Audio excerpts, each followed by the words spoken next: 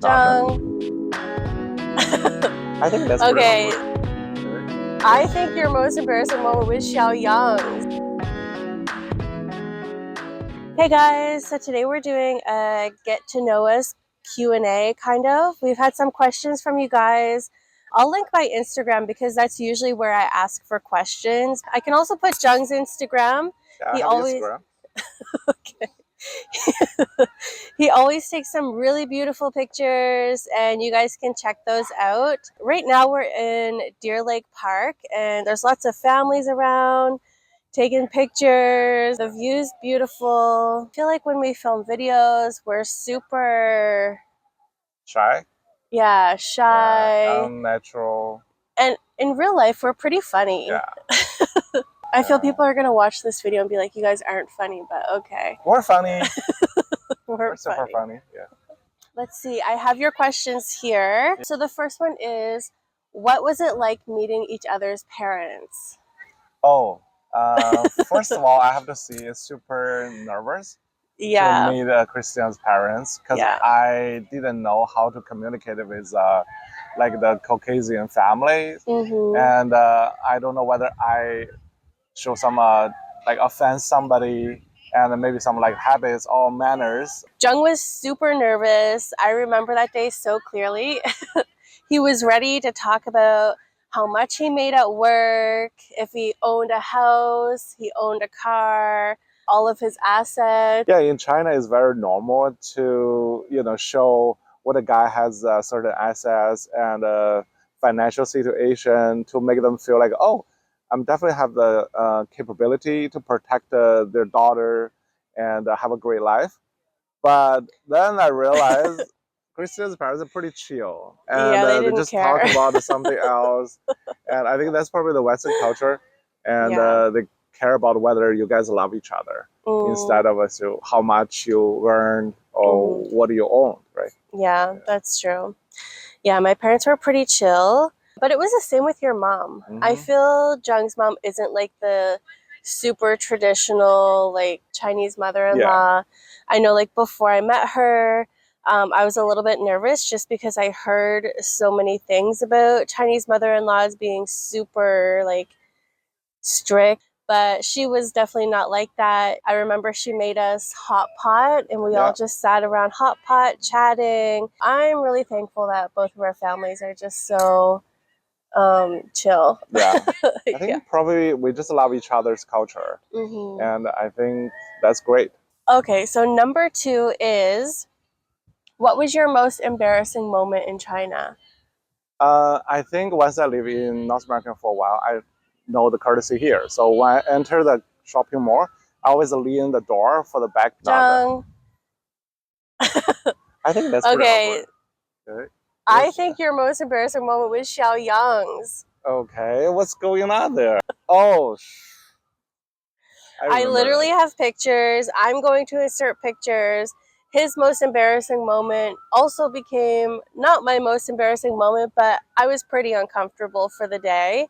So I'll insert pictures and you go ahead and tell the story. Okay, sounds good. So on that day, I think we just went to Xiaoyang fried bang place, which is famous in Shanghai. It's really delicious. And on that day, I just trying to give the chili spicy oil to Christina. But the table is super small. So I just made an accident and then all the oil dropped on the floor. And Christina got a super pure white sneaker shoes. And it turns to red. It's brutal. And then she was so awkward. We have to walk around a lot of places on that day with that red chili oil sneakers. And the chili oil went all over the floor.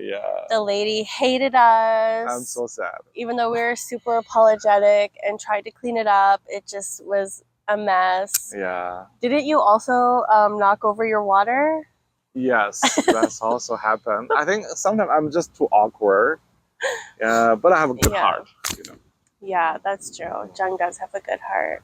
So my most embarrassing moment was when I was at school, and one of the teachers, I had just met her the day before, and she was super nice, and I had seen her in the hallways when I was going to class, and she was like really enthusiastic about like, hi, how's it going? But she was like far away from me. And so I was like, oh, hi, like this. But actually, as she got closer, I realized that she was looking behind me and not at me at all. And she kind of walked by me and she's like, and I was like, oh. Oh my God. So the next question that we got is, what are the main differences between the work culture between China and Canada for Zhang? So in Canada, everybody is pretty chilled in the working place. And usually during the morning, we go there, we just say hi and talk about the weather, talk about your family, talk about what you have done during the weekend. And we're pretty chill and just chat like friends. But in China, everything is a little bit serious. So when you go to the workplace, they always ask you, oh, how about the job? How about the last week? What's a progress for your job? Everything is a little bit serious. But I just feel like, that's a culture thing. China is pretty intense, but here people just enjoy life. Find a balance between life and work. And, I'm okay with each side, but for now, I really enjoy what we have in Canada. Okay, so the next question is, how have you changed since living in China? I think the biggest thing for me is... And I think they meant since living in China, like this time. Yeah, before going to China this time, I just realized I want to develop my career. I think about earning more money, getting more working experience during this age.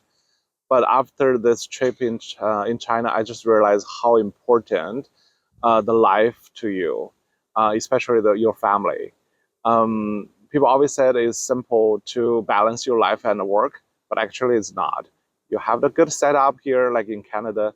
I just feel like after the trip, I just really want to spend more time with my family, with my kid. And, career is one thing, but family is also the most important in your life. Yeah, that's a good one.